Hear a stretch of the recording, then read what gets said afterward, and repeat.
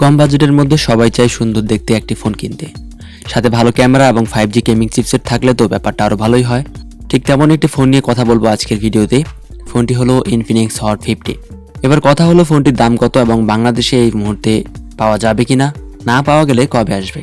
বিস্তারিত জানতে ভিডিওটি শেষ পর্যন্ত দেখতে থাকুন। তাহলে চলুন শুরু করা যাক। প্রথমে শুরু করতে যাই ফোনটির আনবক্সিং দিয়ে।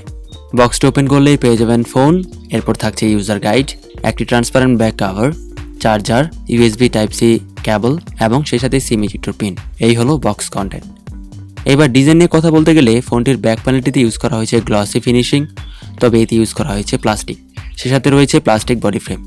ব্যাক সাইডে দেওয়া হয়েছে ডুয়াল ক্যামেরা সেটআপ।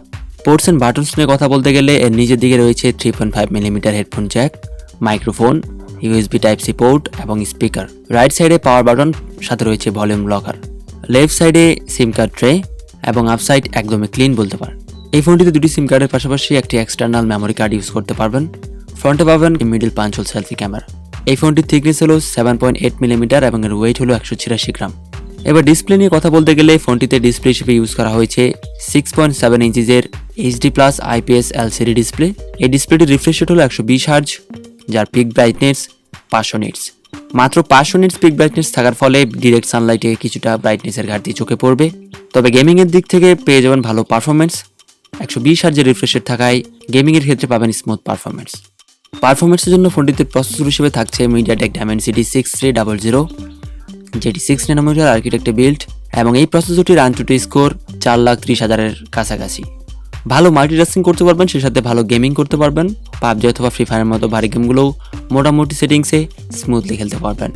এতে স্টোরেজ হিসেবে ইউজ করা হয়েছে LPDDR4X RAM এবং সাথে রয়েছে UFS 2.2, যার ফলে র্যাম রোম স্পিড মোটামুটি ভালো পাওয়া যাবে।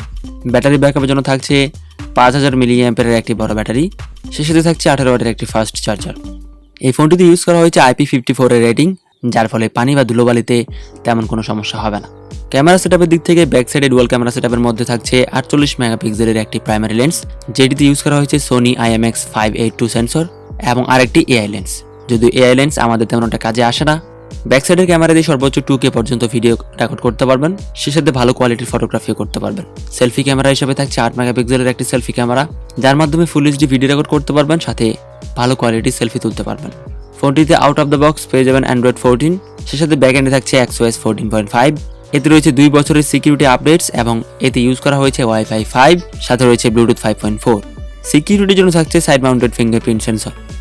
ফোনটি মূলত দুটি র্যাম রোম ভেরিয়েন্টে পাওয়া যাবে এবং এই ফোনটি অলরেডি ইন্ডিয়ান মার্কেটে লঞ্চ হয়ে গেছে, যার বেস ভেরিয়েন্ট 464GB ভার্সনটির দাম রাখা হয়েছে 9,999 রুপি। সাথে আরেকটি ভেরিয়েন্ট 8/128GB ভার্সনটির দাম রাখা হয়েছে 10,999 রুপি।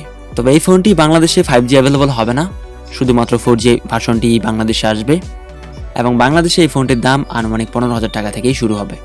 আশা করা যে এই মাসেই আপনারা ফোনটি কিনতে পারবেন। এবার দাম অনুযায়ী ফোনটি আপনার কাছে কেমন লেগেছে অবশ্যই কমেন্ট করে জানাবেন। আজকের ভিডিওতে এ পর্যন্তই। পরবর্তী ভিডিওর আপডেট পেতে সাবস্ক্রাইব করে বেল আইকনে ক্লিক করুন। দেখা হবে পরবর্তী ভিডিওতে, ততক্ষণ ভালো থাকবেন, সুস্থ থাকবেন। ধন্যবাদ।